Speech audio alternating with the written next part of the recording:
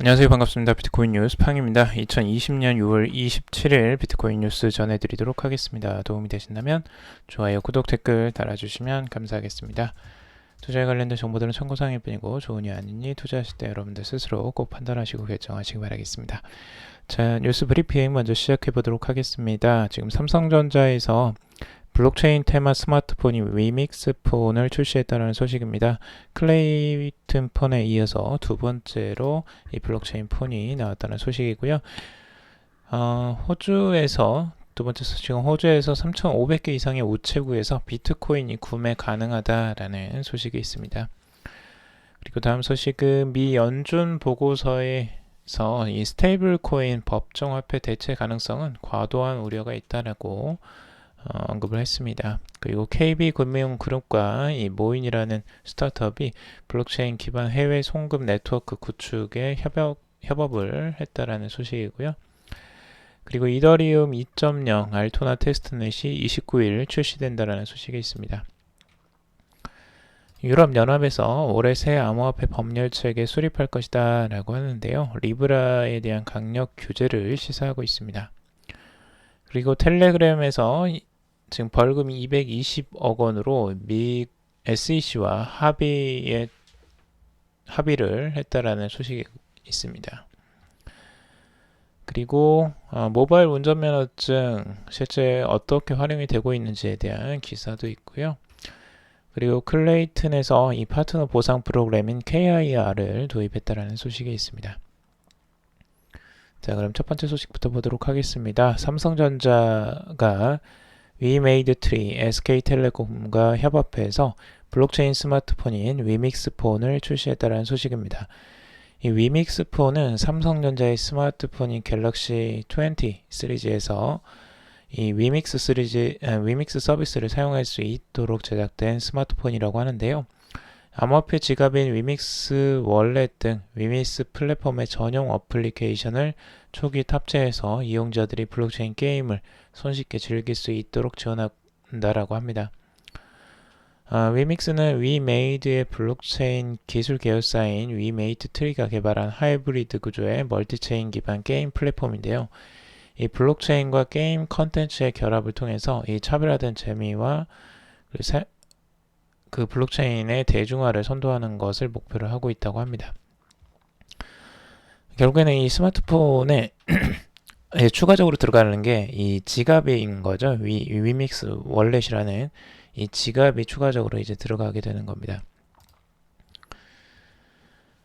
그리고 위믹스 폰에 탑재되는 위믹스 월렛은 이 위믹스 플랫폼에서 사용하는 위믹스 토큰과 그리고 게임 토큰들을 담는 암호화폐 지갑인데 이를 통해서 사용자는 게임 토큰을 안전하게 보관할 수가 있고 다른 사용자와 토큰, 아이템을 거래할 수 있다라고 합니다. 이번 위믹스 폰에는 전용 디자인 테마가 적용돼서 부팅과 종료 시에 위믹스 로고를 또 볼 수가 있다고 하네요.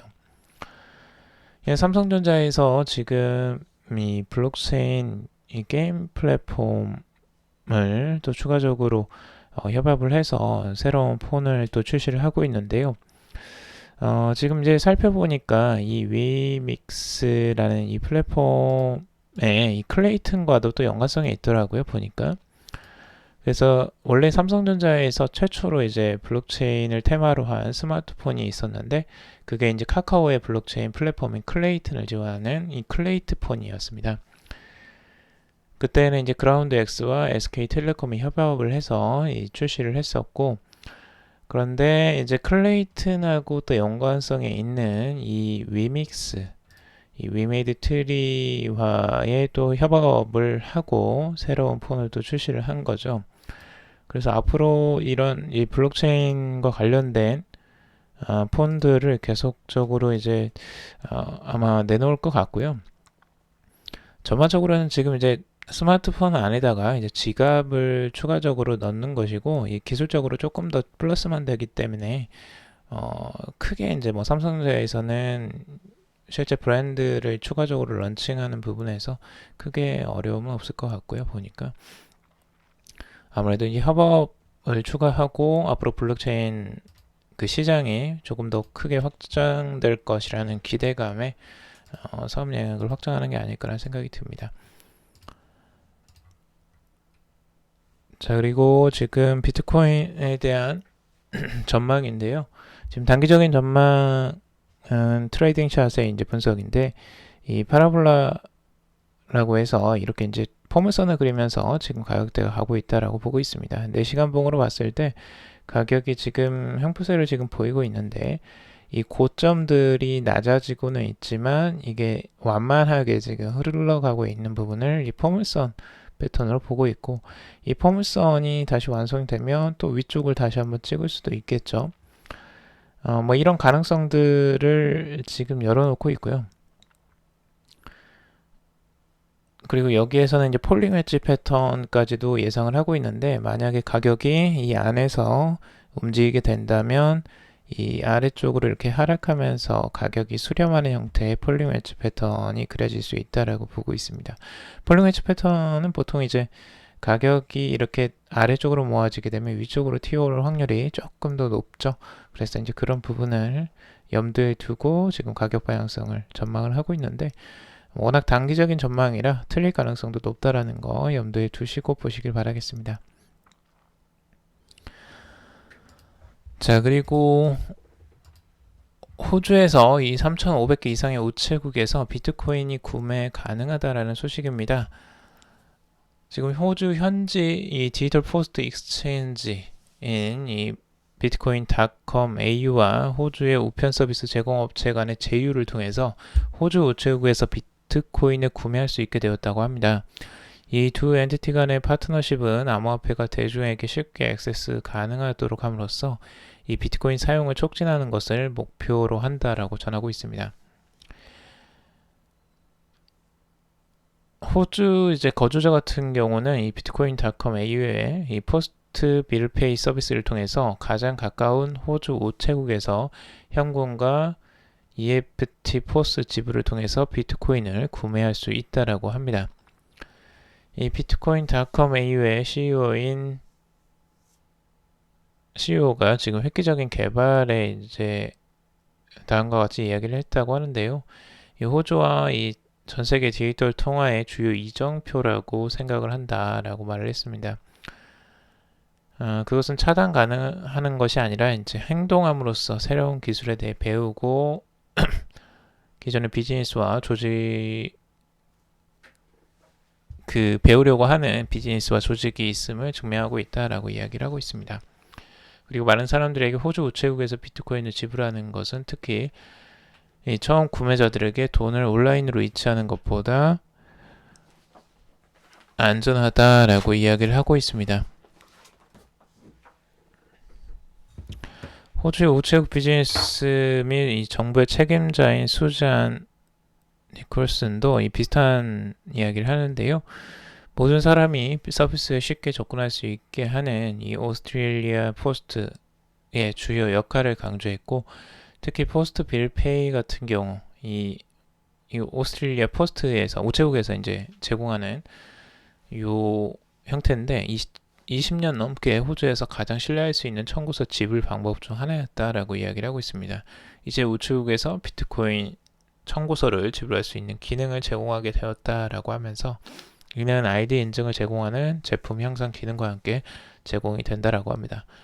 그래서 호주에서는 우체국에서도 이제 비트코인을 구매하는 굉장히 비트코인 구매가 이제 다양한 경로, 다양한 채널로 가능해지게 되는 부분을 볼 수가 있습니다. 물론 이거는 이제 호주뿐만 아니라 다른 나라들에서도 영향을 또 미칠 가능성이 있어 보입니다. 자, 그리고 미국의 연준 보고서에 따르면 지금 스테이블 코인 이 법정 화폐 대체 가능성은 과도한 우려다라고 언급을 했습니다. 페이스북의 리브라 같은 스테이블 코인이 법정 화폐의 자리를 위협할 수 있다라는 전망은 이 과도한 우려라는 주장이 나온 것인데요. 연구진은 두 법정 화폐로 구성된 바스켓을 토대로 가치를 담보하는 스테이블 코인 모델을 구축해서 이 가상의 시나리오에서 테스트를 진행했다고 합니다.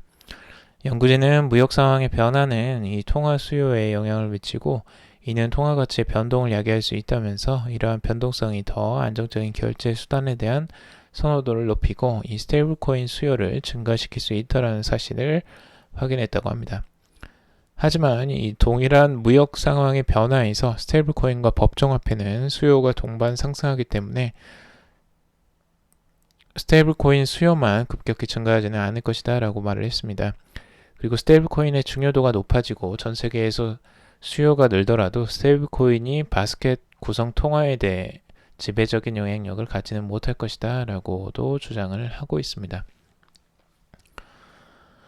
각국에서 이 법정 통화를 이 스테이블 코인이 대체하는 게 아니냐라는 우려들을 지금 자아내고 있는데요. 미 연준에서는 오히려 여유 있게 지금 이런 보고서를 내놓고 있는데 그래서 디지털 달러를 이렇게 발행을 안 하고 있는 걸까요?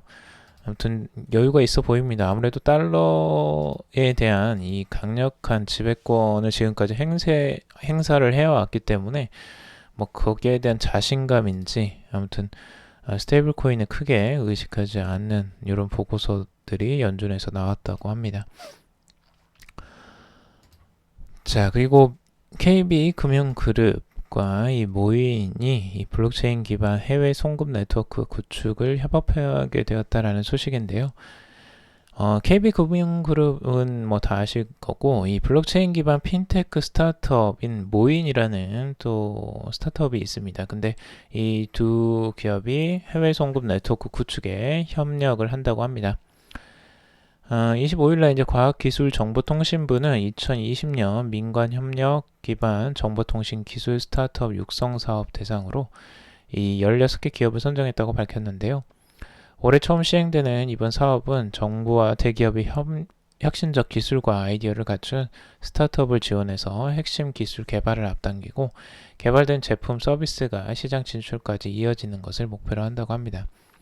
정부는 선정된 기업에 향후 3년간 총 5억 원의 연구개발 자금을 지원하게 되는데 대기업은 자체 운영하는 창업 보육 프로그램을 통해서 인프라 제공, 기술 사업화 등을 지원하게 된다고 합니다.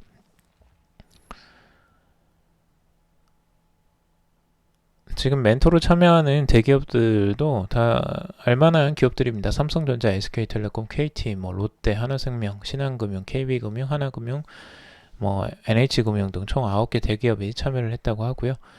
이 가운데 KB금융이 지금 모인이 구축하는 블록체인 기반 효율화된 해외 결제 네트워크를 지원하게 되었다고 합니다. 모인은 이 블록체인 기반 솔루션을 통해서 저렴하고 빠른 해외 송금 서비스를 개발하는 핀테크 스타트업인데 지난해 블록체인 기반 해외 송금 서비스로 ICT 규제 샌드박스를 신청했지만 자금 세탁을 우려한 일부 정부 부처의 반대로 수차례 제외가 되었다고 합니다. 모인은 지난 4월 KB금융그룹의 핀테크랩인 KB 이노베이션 허브에 입주를 했다고 하는데 오는 7월부터 KB금융그룹과 함께 해외 송금 네트워크 구축 과제를 진행할 예정이라고 합니다. 서로 이제 대기업과 스타트업이 손을 붙잡고 같이 협업을 하는 부분들은 긍정적이라고 보여집니다. 그리고 앞으로 이 블록체인 해외 송금 네트워크는 중요한 또 분야 중에 하나라고 보여지기 때문에 앞으로 이런 금융그룹과 스타트업의 또 이런 그 협업은 더 많아질 것으로 또 기대가 됩니다. 자, 그리고 이더리움 2.0의 새로운 테스트넷인 알토나가 오는 29일 출시가 된다는 소식입니다. 코인텔레그래프에 따르면 이더리움 2.0 개발자 모임에서 알토나 테스트넷은 출시 가능한 상태인 것으로 드러났다고 합니다. 다만 모든 개발자가 출시 후 바로 사용할 수 있도록 만들기 위해서 일정이 지연됐다고 하는데요. 이전에 출시된 모든 테스트넷을 조율한 개발자인 아프리스코더는 이 알토나 출시에 필요한 최소의 착수금은 넘었다라고 말을 했습니다. 그는 이어서 그러나 아직 알토나가 제네시스 블록, 이 블록체인에 형성된 첫 번째 블록이죠. 이걸 만드는데 기술적 문제가 있다라고 밝히고 있습니다.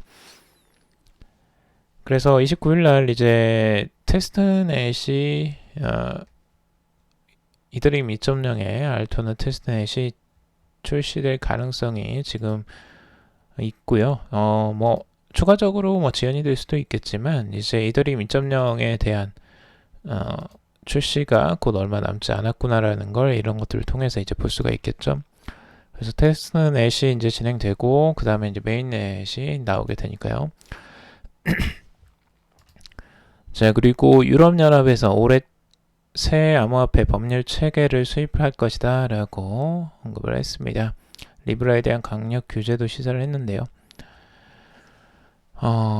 유로액티브에 따르면 이 발디스 둠브로브스키스 EU 금융서비스위원회 위원은 이날 디지털 금융 아울리츠 컨퍼런스에서 EU 집행위원회가 올 하반기 암호화폐 관련 규정을 내놓을 계획이다 라고 밝히고 있습니다. EU 집행위원회는 시장과의 규제 격차를 좁히기 위해서 이번 가을 관련 법률 작업에 들어갈 예정이다 라고 이야기를 하고 있는데요. 돔브로스키스 위원은 현재 EU 법률에서 다뤄지지 않은 부분을 위해서 새로운 암호화폐 시장 맞춤형 제도와 유럽 전역에서 인정되는 여권 제도를 개발할 것이다 라고 말을 했습니다. 그리고 그 위원은 새 암호화폐 규제가 규제 대상의 위험 수준에 비례하게 될 것이라면서 위험성이 적은 프로젝트에는 가벼운 규제를 대입하고 리브라 같은 글로벌 암호화폐에는 금융 안정성, 통화 정책 측면에서 문제를 일으킬 가능성을 감안해 강력한 규정을 적용해야 할 것이다 라고 설명을 하고 있습니다. 지금 유럽과 지금 미국 그 연준의 지금 해석이 조금 이 강도가 다르죠. 그래서 유럽에서는 아주 강력하게 규제를 시사하고 있고 리브라에 대해서 굉장히 우려를 하고 있는데 아까 연준 보고서에서는 뭐 리브라가 크게 이 법정화폐를 위협하지는 않을 것이다라고 되게 완만하게 또 해석을 하고 있습니다. 그래서 이 해석차가 각자 다르고 이런 부분을 한번 좀 지켜봐야 될 것 같은데요. 아무래도 유럽연합에서는 이제 좀 위험성이 있죠. 아무래도 미국 기업이고 페이스북이 그런 부분에 대한 견제들이 있을 수밖에 없어 보입니다. 자, 그리고 텔레그램 벌금 220억 원으로 미 SEC와 합의를 했다라는 소식입니다. 지금 ICO를 통한 불법 자금 조달 혐의로 피소되었던 텔레그램이 미국 증권거래위원회와 최종 합의에 도달했는데요. 최종 판결을 위해 미국 남부지방법원에 제출한 제안서에서 규제기관은 텔레그램이 수백만 달러의 벌금을 물고 배상 책임을 져야 한다라고 주장을 했습니다.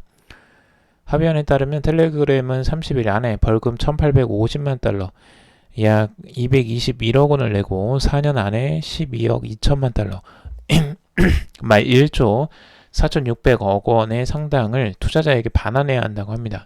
이에 텔레그램은 투자금의 72%에 해당하는 구매계약서상의 해지 금액을 투자자에게 돌려줘야 하는데요.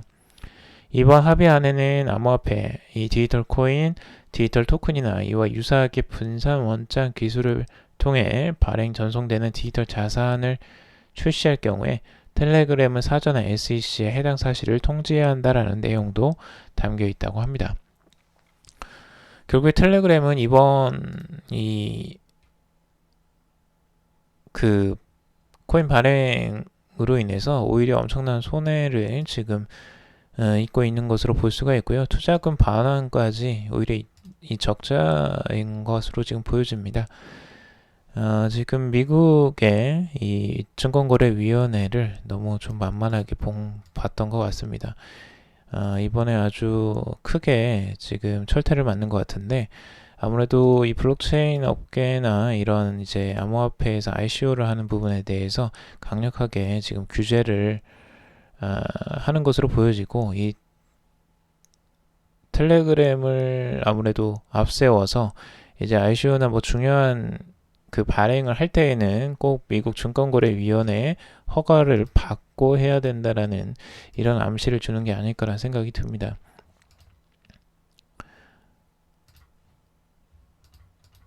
자, 그리고 자동차 밖에서 사용하는 이 모바일 운전면허증 블록체인 기술을 적용했는데요. 지금 이제 모바일 운전면허증이 나왔죠. 실제 이게 이제 통신 3사에서 내놓은 겁니다. 그 KT와 SK 그리고 LG U+ 이통 3사에서 내놓은 패스 모바일 운전면허 확인 서비스를 이제 내놓은 건데요. 이 블록체인을 이용해서 지금 모바일 운전면허증을 스마트폰 안에 이제 넣고 다닐 수 있게 된 건데 이게 이제 출시된 것에 대해서 이제 한 기자분이 이 체험기를 올렸습니다. 직접적으로 이제 사용해 본 건데, 문제는 이제 사전에 지금 이제 나온 지가 얼마 되지 않고, 실제적으로 운전면허증, 이 스마트폰의 운전면허증을 실제 놓고 다니게 되면 사용할 수 있는 곳이 지금 편의점뿐이 없다고 합니다. 그래서 편의점에서 이 신분증 대신에 술, 담배를 이제 구입할 때 신분증으로 이 모바일 운전면허증을 제시할 수 있다고 합니다. 그리고 내달부터는 이제 서울 강남 운전면허 시험장에서 운전면허증 갱신과 재발급 등 업무에 모바일 운전면허증을 또 활용을 할 수도 있다고 합니다. 아직까지는 이제 경찰 쪽에 이 운전면허증, 이 모바일 운전면허증을 제시하는 거는 그 검문은 안 된다고 합니다. 그래서 이 부분은 아무래도 다음에 이게 추가적으로 또 나온다고 하는데요. 운전면허증이 그 정부에서 직접 발급하는 모바일 운전면허증이 내년에 또 출시가 된다고 합니다. 그래서 2034의 모바일 운전면허증과는 또 별개로 지금 행정안전부에서 이 부분을 추진하고 있는 것 같은데, 이 아마 모바일 운전면허증이 나온다면 굉장히 다양한 분야에서 활용이 가능할 것으로 좀 보여집니다. 자, 그리고 카카오 블록체인 기술 계열사인 그라운드 X가 자체 개발한 블록체인 플랫폼 클레이튼의 파트너 보상 프로그램인 KIR을 도입한다라고 밝혔습니다. 이 KIR은 이 클레이튼 임프루브먼트 리저브의 이제 약자인데요. 이 KIR은 클레이튼의 기술 및 사업 발전을 도모하는 파트너들을 대상으로 클레이를 지원해서 생태계 활성화를 독려하는 보상 프로그램이라고 합니다. 이 클레이튼 플랫폼 및 툴 개발과 커뮤니티 활동을 지원하면서 하반기 정식 운영을 앞두고 있다고 합니다. 그라운드 X는 KIR의 정식 운영에 앞서 파일럿을 진행한다고 하는데요. 1차 대상자로는 데브툴 파트너 오지스를 선정했다고 합니다. 그래서 이제 파트너들을 지원하는 형태인데, 여기에 이제 이 클레이를 지원하는 형태인데요. 이렇게 지원하는 게 뭐 상식적으로 보통은 많이들 이용하는 방식인데, 리플도 이런 방식을 많이 이용하죠. XRP를 지원하면서 이제 그 협력업체들을 만들어 나가는 이 파트너들을 지원하는 이런 형태들로 가는데, 이게 이제 너무 남발하게 되면 오히려 이제 클레이의 가격이나 가치를 떨어뜨리는 효과들도 있기 때문에 이 부분은 뭐 적절하게 좀 양을 조절해 가면서 할 필요가 좀 있어 보이네요. 자, 오늘 여기까지 정리를 해봤습니다. 여러분들 도움이 되셨길 바라고요. 도움이 되셨다면 좋아요, 구독, 댓글 달아주시면 감사하겠습니다. 투자에 관련된 정보들은 참고사항일 뿐이고 조언이 아니니 투자하실 때 여러분들 스스로 꼭 판단하시고 결정하시기 바라겠습니다. 그럼 또 방송 들어주셔서 정말 감사합니다.